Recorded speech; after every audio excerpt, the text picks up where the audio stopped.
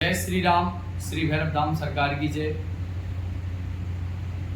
प्रिय भक्तों, आज मैं आपको बताऊंगा कि हमारे जो पूर्वज थे पूरनदास जी महाराज, उनके विषय में। फिलहाल वो अब इस दुनिया में नहीं है, लेकिन अप्रत्यक्ष रूप से वो हमारे पास हैं, आगे का हमें मार्गदर्शन देते हैं। मैं उनके जीवन से जुड़ी हुई एक घटना से आपको रूबरू कराता हूं। पूरनदास जी महाराज ने अपना पूरा जीवन हनुमान जी महाराज की सेवा में लगाया। क्योंकि मैंने उनके दर्शन किए, मैं बहुत छोटा था, 7-8 साल का था, उनके पास रहता था, मेरे ही घर में रहते थे वो। हमारे पिताजी के चाचा जी थे। अखंड ब्रह्मचर्य, पूरे जीवन कभी उन्होंने पैर में चप्पल नहीं पहनी और केवल हनुमान जी की सेवा करते थे।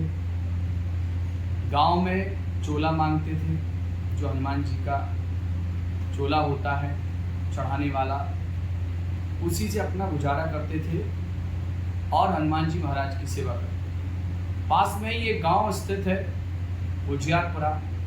उस गांव में एक बहुत ही अद्भुत हनुमान जी का मंदिर है, गांव के किनारे बना हुआ है। वहां उन्होंने लगभग 50 वर्ष तक सेवा की और यत्र तत्र तीर्थ स्थलों में उनका भ्रमण रहता था। चूँकि हमारी परंपरागत हनुमान जी की सेवा होती आई है और हनुमान जी महाराज की ऐसी कृपा है कि आज मैं भी उनका सेवक हूँ। हनुमान जी महाराज की कृपा से वो बहुत ही तेजवान थे, उनके अंदर बहुत ही तेज था, एक विशाल उनका शरीर था, बड़ा ही अद्भुत और बहुत ही तेज था उनके चेहरे पर। प्रत्येक मंगलवार शनिवार को वो हनुमान जी का चोला चढ़ाते थे, उनका श्रृंगार करते थे। एक बार बताते हैं लोग कि वो हनुमान जी की सेवा करने में उनकी कुछ त्रुटि हो गई, उनसे कोई गलती हो गई और वो पागल हो गए। अब मैं अपनी भाषा में उन्हें पागल नहीं कह सकता क्योंकि वो इष्ट हैं हमारे, लेकिन लोग बताते हैं कि वो गांव में यहाँ वहाँ घूमने लगे, पत्थर फेंकने लगे, देने लगे, तो लोगों ने उन्हें पागल समझा। कुएं में कूद जाते थे, लोग उन्हें निकालते थे, आधी दूर तक वो फिर कूद जाते थे। पैर में कभी चप्पल नहीं, खड़ाऊ नहीं, कुछ भी नहीं, कैसा भी कांटा हो, कितना भी मोटा हो, उसको कुचलते हुए चले जाते थे। बड़ा ही अद्भुत तेज। लोग रोटियां देते थे खाने को तो फेंक देते थे। पता चला कि एक महीने तक कुछ ही नहीं खाया और शरीर उनका ज्यों के थे। एक बार उनके साथ एक घटना हुई। एक हमारे गांव में ही लोहागढ़ में प्राचीन मंदिर स्थित है, जिसे माड़वारी का मंदिर कहते हैं। वहाँ राम जानकी का बड़ा ही सुंदर और अद्भुत विग्रह है। बहुत ही प्राचीन मंदिर है, जो ईंट और चूना से बना हुआ है, राजा महाराजाओं के समय का है। वहीं पर जो राम जानकी मंदिर है, उसके सामने ही एक माड़वारी वाले हनुमान जी महाराज का भी मंदिर है। बड़ा ही अद्भुत मंदिर है उनका भी। छोटा सा मंदिर था, एक बड़ा पीपल का पेड़ था और सामने राम जानकी का मंदिर था। बताते हैं कि पूरनदास जी एक बार उसी अवस्था में, जब वो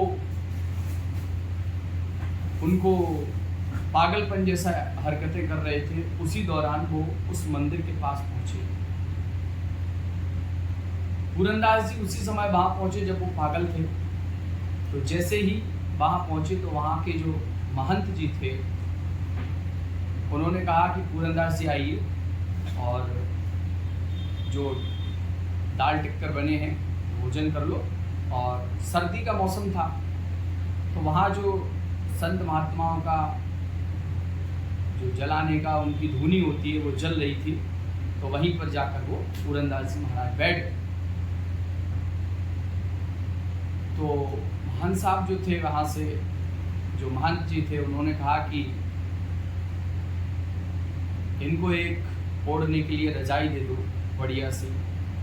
तो उनके जो सेवादार थे उन्होंने एक रजाई दे दी और महंत जी अंदर चले गए भोजन करने के लिए, और वो वहीं धूनी पर बैठे थे। तो उन्होंने क्या किया कि वो रजाई को फाड़ फाड़ के, क्योंकि वो तो इनकी अवस्था ही ऐसी थी, उन्होंने उसको फाड़ फाड़ के पूरी रजाई को धूनी में धुआं उड़ा दिया।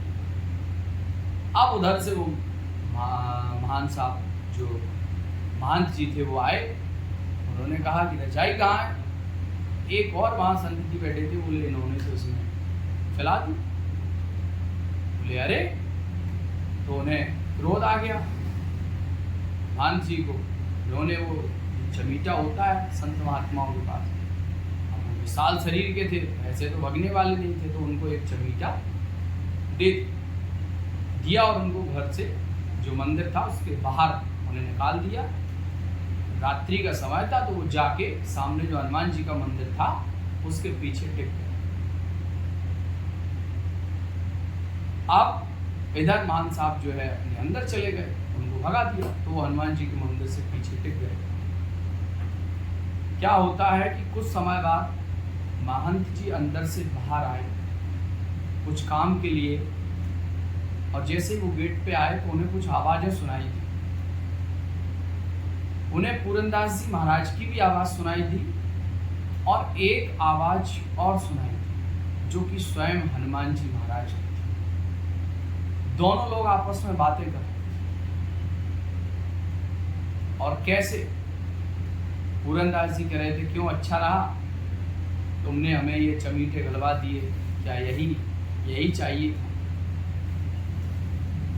अपनी भाषा, लोक भाषा में इस तरीके से वो वार्तालाप। और हनुमान जी महाराज में कह रहे थे कि आप थोड़ा सा धैर्य रखो, सब ठीक होगा, सब मिलेगा। तो जब ये अद्भुत दृश्य महंत जी ने देखा तो वो एकदम, पहले तो वो एकदम स्थगित, एकदम से वो चौंक गए कि ये क्या है। और जब उन्हें लगा कि ये तो बड़ा ही अद्भुत दृश्य है, तो वो एकदम अंदर गए, कुछ संतों को लेके आए और उनके साथ उनके पास गए, उन्हें प्रणाम किया, हनुमान जी महाराज को प्रणाम किया और फिर से उनका हाथ पकड़ा और अंदर ले आए। फिर से उन्हें एक नई रजाई दी, उन्हें जितना भी था भोजन कराया और उन्हें लिटाया। तब उन्होंने सुबह ये अनुभव बताया कि भाई ये पूरनदास जी कोई साधारण व्यक्ति नहीं है, ना ही इसे कोई पागल समझे, ना ही कोई इसे साधारण संत समझे।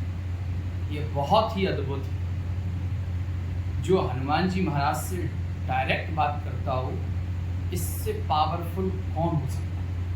जैसे हम दोस्तों से बात करते हैं, ऐसी बात नहीं।